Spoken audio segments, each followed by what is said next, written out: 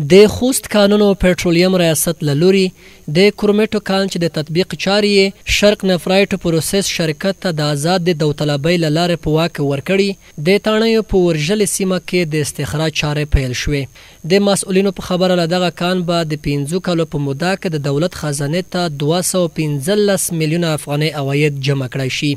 محمد صدیق حمزه وایي د کرومیټو ډبرو له دغه کان به په لومړي کال کې 3500 ټنه، په دوهم کال کې به 4000 ټنه او په دریم کال کې به بیا 9000 ټنه د کرومیټو ډبره استخراج کړي. 15 کالو په جریان کې به د دینه 21500 ټنه مواد استخراج شي کرومیټ، او په مقابل کې به دولت ته 215 میلیونه عواید ترلاسه شي. په اوسط ډول باندې که په هر کال باندې تقسیم کې تقریبا 4300 ټنه به استخراج شي په هر کال کې.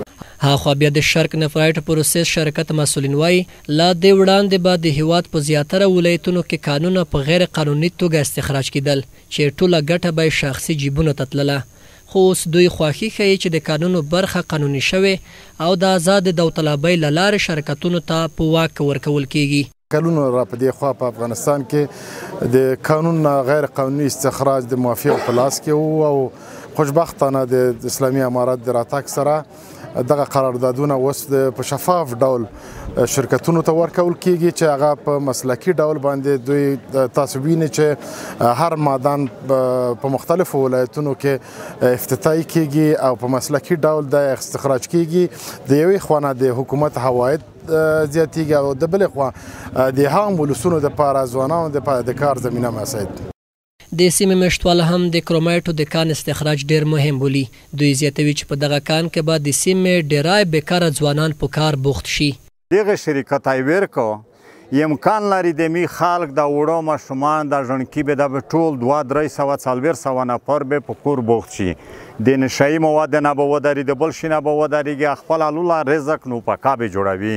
د میخ کلی غریب دی، دوله پوچه وخېږي، د غره ته سړک نه دی لوټ شوي، په پیټ یې په هغه میږ د غریبۍ د وجې نه دا تیږه وړېدو.